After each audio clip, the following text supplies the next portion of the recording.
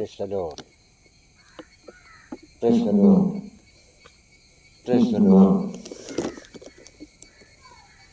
ബഹുമാന്യരായ മാതാപിതാക്കളും സഹോദരങ്ങളുമായുള്ളവർ, അല്പസമയം തിരുവെഴുത്തിൽ നിന്നും ചില വേദഭാഗങ്ങൾ മാത്രം നിങ്ങളുമായി സംസാരിക്കുമ്പോൾ നിങ്ങളുടെ ശ്രദ്ധയെ യേശുക്രിസ്തുവിൻ്റെ നാമത്തിൽ ക്ഷണിക്കുകയാണ്. അല്പസമയത്തെ ചിന്തയ്ക്കുകയും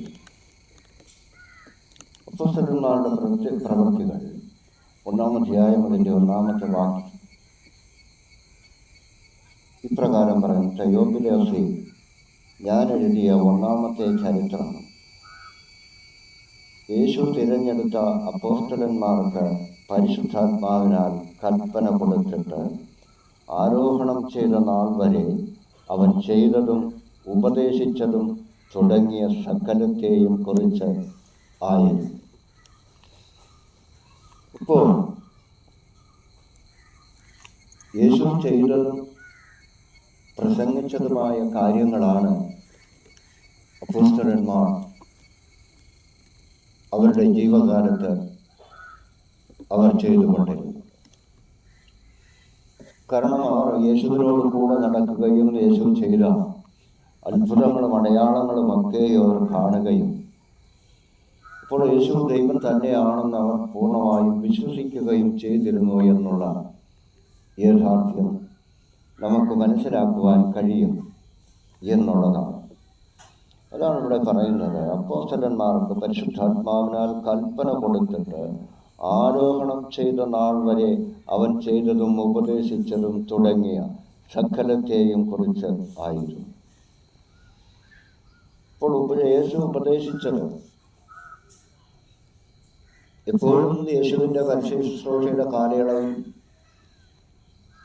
മാനസാന്തരപ്പെടുവിൻ, ദൈവരാജ്യം സമീപിച്ചിരിക്കുന്നു എന്നുള്ള ആ വാക്ക് ഉപയോഗിച്ചതായി തിരുവെഴുത്തുകളെ നാം പഠിക്കുമ്പോൾ നമുക്ക് മനസ്സിലാക്കുവാൻ കഴിയും. ഇപ്പോൾ മാനസാന്തരപ്പെട്ട് സുവിശേഷത്തിൽ വിശ്വസിക്കുക എന്ന് പറയുമ്പോൾ യേശുക്രിസ്തുവിൽ വിശ്വസിക്കുക എന്നത് യാഥാർത്ഥ്യം തന്നെയാണ്. അതാണ് ഇവിടെ പരിശുദ്ധാത്മാവെന്ന് പറയുന്നത്. പരിശുദ്ധാത്മാവിനാൽ കൽപ്പന കൊടുത്തിട്ട് ആരോഹണം ചെയ്ത നാൾ വരെ അവൻ ചെയ്തതും ഉപദേശിച്ചതും തുടങ്ങിയ സകലത്തെയും കുറിച്ച് ആയിരുന്നു. അപ്പോൾ യോഹന്നാൻ സ്നാപകൻ ഇവിടെ മാനസാന്തര സ്നാനമാണ് നടത്തിയതെന്ന് അപ്പോസ്തല പ്രവൃത്തി 19-ാം അധ്യായം അതിൻ്റെ 2-ാമത്തെ വാക്യം വായിക്കുമ്പോൾ നമുക്ക് കാണുവാൻ കഴിയും. അവിടെ പൗലോസിൻ്റെ മുന്നിലിരുന്ന ശിഷ്യന്മാർ ദൈവവചനം പ്രസംഗിച്ചപ്പോൾ അവർ ആത്മാവിൽ നിറഞ്ഞവരാകാതെ ഇരുന്നത് കണ്ടപ്പോഴാണ് അപ്പോസ്തലൻ അവരോട് നിങ്ങളുടെ സ്നാനം എന്തായിരുന്നു, പരിശുദ്ധാത്മാവെന്ന് ഞങ്ങൾ കേട്ടിട്ട് പോലുമില്ല എന്നവർ അപ്പോസ്തലനോട് പറയുകയും അവർ പിന്നെ യേശുക്രിസ്തുവിൻ്റെ നാമത്തിൽ സ്നാനമേൽക്കുകയും അപ്പോസ്തലൻ അവരുടെ മേൽ കൈവച്ചപ്പോൾ അവർക്ക് പരിശുദ്ധാത്മാവ് ലഭിക്കുകയും ചെയ്തതായി നമുക്ക് കാണുവാൻ കഴിയുന്നുണ്ട്. അപ്പോൾ യേശു ഉപദേശിച്ച കാര്യങ്ങൾ, യേശു പ്രവർത്തിച്ചതൊക്കെ, യേശു ഉപദേശിച്ചത് ജനത്തിൻ്റെ മുൻപിൽ അവർ ഉപദേശിക്കുകയും യേശു പ്രവർത്തിച്ച അത്ഭുതങ്ങളും അടയാളങ്ങളും ദൈവത്തിൻ്റെ പരിശുദ്ധാത്മാവിൻ്റെ ശക്തിയാൽ അവർ പ്രവർത്തിക്കുകയും ചെയ്തുകൊണ്ടിരുന്നു എന്നുള്ളതാണ് യാഥാർത്ഥ്യമായ വസ്തുത. അതാണ് ലോകം മനസ്സിലാക്കിയിട്ടുള്ളതും ലോകം അറിഞ്ഞതും ലോകം അനുഭവിച്ചതും അതുതന്നെയാണ്. അപ്പം അപ്രകാരമുള്ള കാര്യങ്ങളാണ് യേശു ശിഷ്യന്മാരോട് അല്ലെങ്കിൽ അപ്പോസ്തലന്മാരോട് പറഞ്ഞതും അവർക്ക് പരിശുദ്ധാത്മാവെന്ന അത്യന്ത ശക്തി അവരുടെ മേൽ പകരുവാനിടയായി തീർന്നതെന്നും നമുക്കിവിടെ മനസ്സിലാക്കുവാൻ കഴിയും. 1 കൊരിന്ത്യർക്ക് എഴുതിയ ലേഖനം 15-ാം അധ്യായം അതിൻ്റെ 3-5 വാക്യങ്ങളിൽ നമുക്ക് കാണുവാൻ കഴിയും: ക്രിസ്തു നമ്മുടെ പാപങ്ങൾക്ക് വേണ്ടി തിരുവെഴുത്തുകളിൻ പ്രകാരം മരിച്ചു, അടക്കപ്പെട്ടു, തിരുവെഴുത്തുകളിൻ പ്രകാരം 3-ാം നാൾ ഉയർത്തെഴുന്നേറ്റ് ഖേബാവിനും പിന്നെ 12 പേർക്കും പ്രത്യക്ഷനായി എന്നിങ്ങനെ ഞാൻ ഗ്രഹിച്ചതു തന്നെ നിങ്ങൾക്ക് ആദ്യമായി ഏൽപ്പിച്ചു തന്നിരിക്കുന്നുവല്ലോ എന്ന് നമുക്ക് കാണുവാൻ കഴിയും. അപ്പോൾ ഇതിനു മുമ്പൊരു കാര്യം പറയുന്നത് യശയ്യാപ്രവാചകന്റെ പുസ്തകം 53-ാം അധ്യായം അതിൻ്റെ വാക്യം പഠിക്കുമ്പോൾ നമുക്കവിടെ കാണുവാൻ കഴിയുന്നത് അവൻ്റെ അടിപ്പിണരുകളാൽ നിങ്ങൾക്ക് സൗഖ്യം ലഭിച്ചിരിക്കുന്നു എന്നാണ്. അപ്പോൾ യേശു ശാരീരികവും മാനസികവുമായി പീഡിപ്പിക്കപ്പെട്ടതും യേശു ക്രൂശിക്കപ്പെട്ടതുമൊക്കെയും യേശു ചാട്ടവാറടി കൊണ്ടതും രക്തമൊഴുകി വാർന്നതുമെല്ലാം നമുക്ക് കാണുവാൻ കഴിയുന്നുണ്ട്. ഇവിടെ പറയുന്നത്, പ്രവാചകൻ പറയുന്നത് അവൻ്റെ അടിപ്പിണരുകളാൽ നിങ്ങൾക്ക് സൗഖ്യം വന്നിരിക്കുന്നു എന്നാണ്.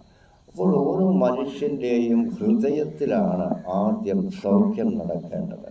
അപ്പോൾ ഹൃദയത്തിൽ സൗഖ്യം നടക്കണമെങ്കിൽ തീർച്ചയായും അവൻ്റെ കാഠിന്യമുള്ള ആ ലോകത്തെ ഇതുവരെ സ്നേഹിച്ച് ലോകപ്രകാരം ജീവിച്ച ഒരു മനുഷ്യൻ്റെ ഹൃദയകാഠിന്യം കുറയണമെങ്കിൽ, അവൻ്റെ ഹൃദയത്തിലൊരു സൗഖ്യം നടക്കണമെങ്കിൽ, അവന് വേണ്ടി ക്രൂശിക്കപ്പെട്ട യേശുവിനെ അവൻ രക്ഷകനും കർത്താവുമായി സ്വീകരിക്കുമ്പോൾ മാത്രമാണ് അവൻ്റെ ഹൃദയ കാഠിന്യം കുറയുന്നതും അവന് സൗഖ്യം അവൻ്റെ ഹൃദയത്തിൽ തുടങ്ങി ഉണ്ടാകുവാൻ തുടങ്ങുന്നത്.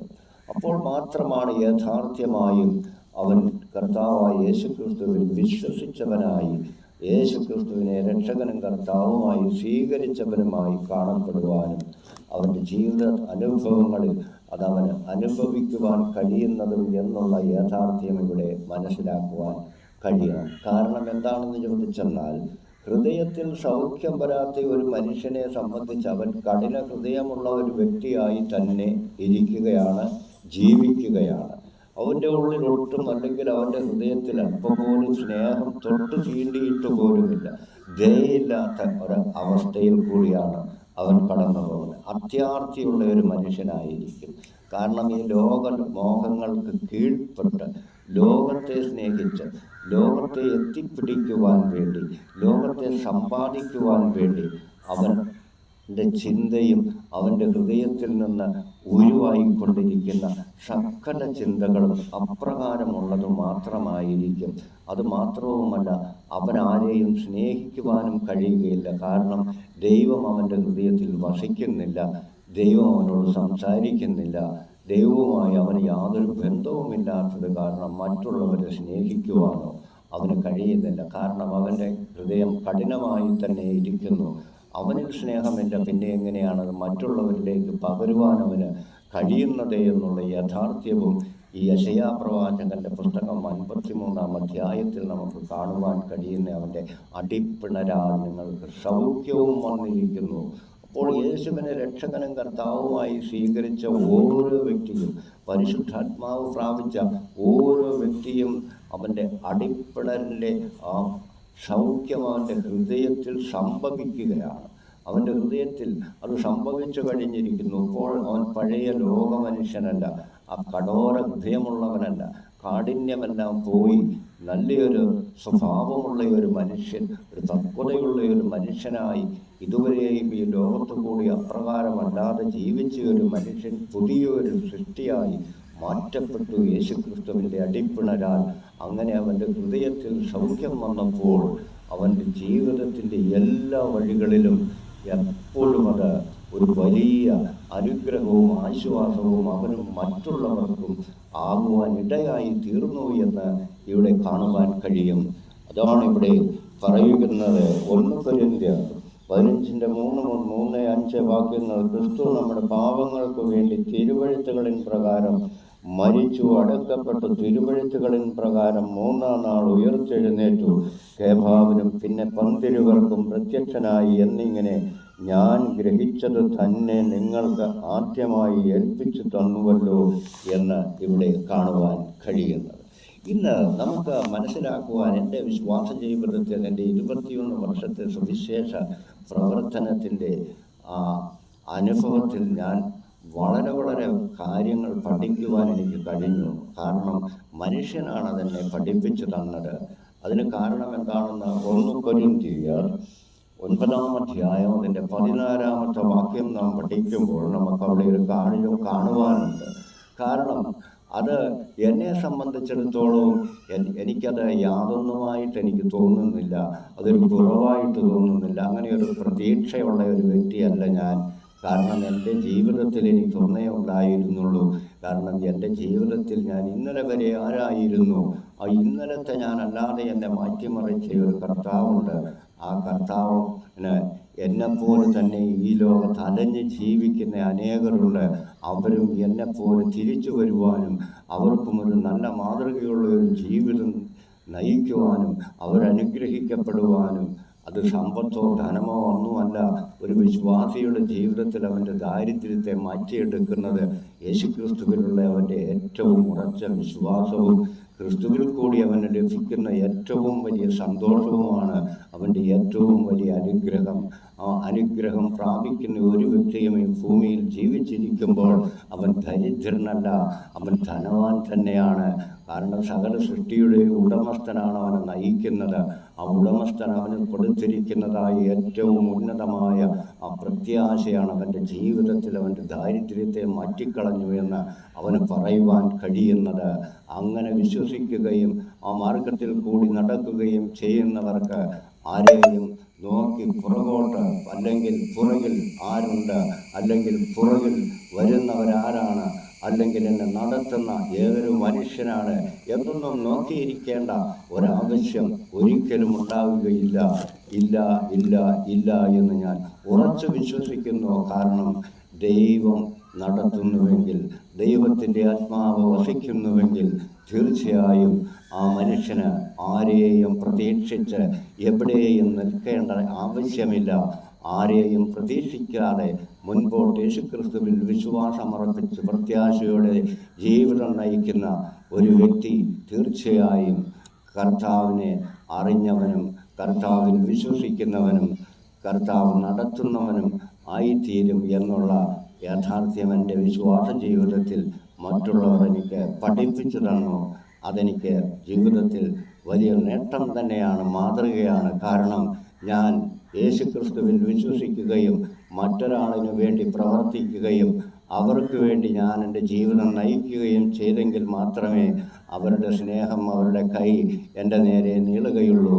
മറിച്ച് ഞാൻ യേശുക്രിസ്തുവിൽ വിശ്വസിക്കുമ്പോൾ, ഞാൻ ഗലാത്യ ലേഖനത്തിൽ പറയുന്നത് പോലെ, 1:5 പറയുന്നത് പോലെ, ഞാൻ സ്വതന്ത്രനാണ്. ഞാൻ ആരുടെയും ബന്ധനത്തിലല്ല ജീവിക്കുന്നത്.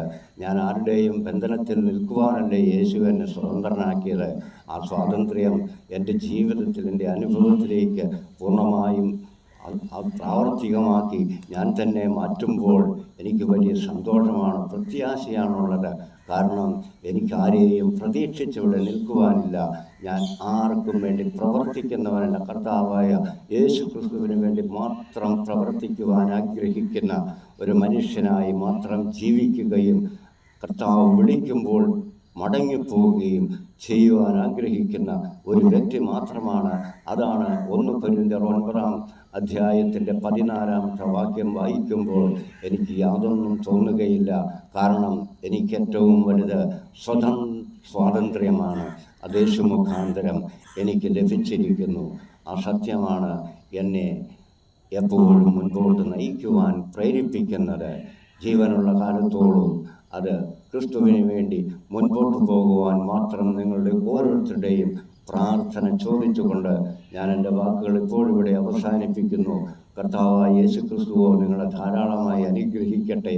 നിങ്ങളൊരു ശുശ്രൂഷ ചെയ്യുന്ന മേഖലയിൽ ആയിരിക്കുന്ന വ്യക്തിയാണെങ്കിൽ നിങ്ങൾക്ക് ദൈവത്തിൻ്റെ പരിശുദ്ധാത്മാവ് ധാരാളമായി നിങ്ങളെ ബലപ്പെടുത്തട്ടെ. അത്ഭുതങ്ങളും അടയാളങ്ങളും നിങ്ങളുടെ പ്രവർത്തനത്തിൽ സംഭവിക്കട്ടെ എന്ന പ്രാർത്ഥനയോടെ ഞാൻ എൻ്റെ വാക്കുകൾ ഇപ്പോഴിവിടെ അവസാനിപ്പിക്കുന്നു.